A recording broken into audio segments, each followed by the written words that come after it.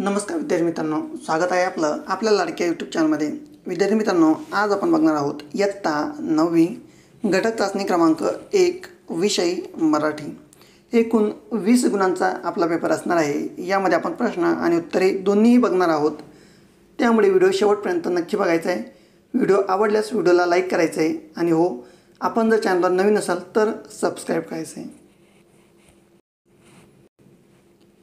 यामध्ये प्रश्न क्रमांक 1, खालील उत्तराच्या आधारे सूचनेनुसार कृती करा। त्यामध्ये पहिलं, आकृती पूर्ण करा। शेजार धर्माचा धागा जुळला तर आणि धागा तुटला तर। उत्तर, शेजार धर्माचा धागा जुळला तर स्नेहाची मर्यादा ओलांडतो आणि 2, धागा तुटला तर वैराच्या मर्यादा ओलांडतो। यामध्ये मैत्री हे एक असंच नातं आहे, अतिशय तरल असं हे नातं जपताना दोघांनाही एकाच वेळी एकच स्वप्न पाळावं लागतं, तेव्हाच हे नातं अनादी अनंत नव्या अभिनव सृजनाचं होतं। हे मित्रत्वाचं निर्विवाद सत्य, मैत्रीसारखं भावना खूप सूक्ष्म व तरल असते म्हणून म्हटलं जातं, मित्र जरी समोर दिसला तरी मैत्री कधी दिसत नसते। जगण्यासाठी अशी अनेक नाती आवश्यक असतात, त्यासाठी गरज असते ती एका हितचिंतकाची, मार्गदर्शकाची, गुरुची। भारतीय परंपरेत गुरुकडून शिक्षण घेतल्यानंतर शिष्याला गुरुदक्षिणा द्यायची असते व गुरुने त्याला कानमंत्र द्यायचा असतो, जो पुढील कसोटीच्या काळात परिस्थितीवर मात कशी करायची ते शिकवून जातो। शेजार धर्म एक असंच नातं असतं। शेजार धर्माचा एक धागा जुळला असेल तर स्नेहाच्या मर्यादा ओलांडतो आणि तुटला असेल तर वैराच्या मर्यादा ओलांडतो।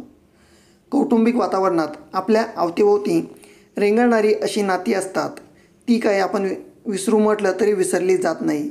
असंच एक नातं असतं आजीचं। झोपताना रोज नवी गोष्ट सांगणारी आजी आता फक्त आठवणीत जपावी लागते, तिला शोधण्यासाठी पाय आपोआप वृद्धाश्रमाकडे वळतात।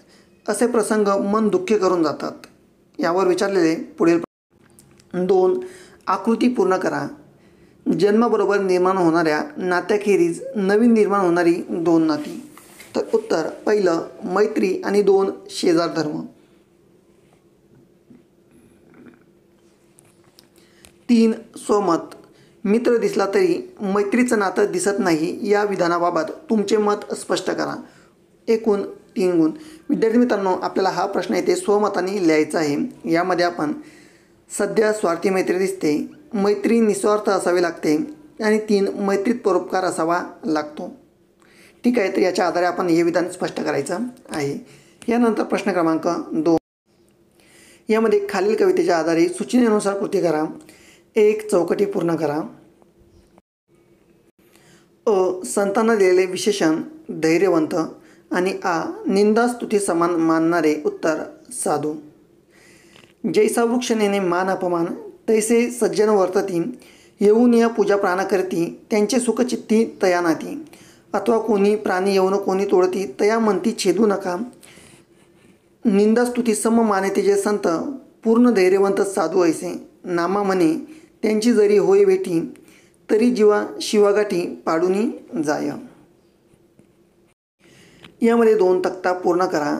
वृक्ष आणि संत यांच्यातील साम्य लिहून तक्ता पूर्ण करा। वृक्ष आणि संत, तर वृक्ष परोपकारी असतात, मान अपमान सम मानतात, तर संतही परोपकारी असतात आणि संत निंदा स्तुती सम मानतात।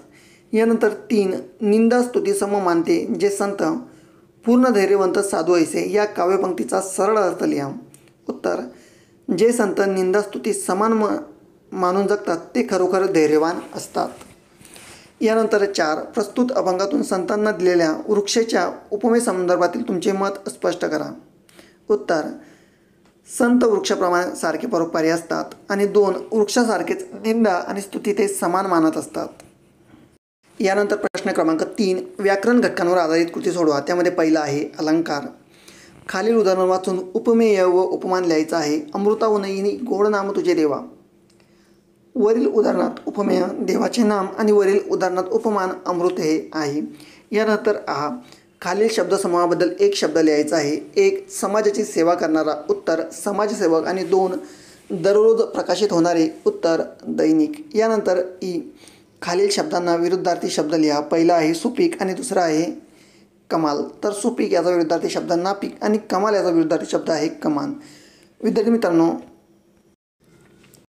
व्हिडिओ जर आवडला असेल तर व्हिडिओला नक्कीच लाईक करायचं आहे आणि आपण जर नवीन असाल तर चॅनलला सबस्क्राईब करायचं आहे. धन्यवाद.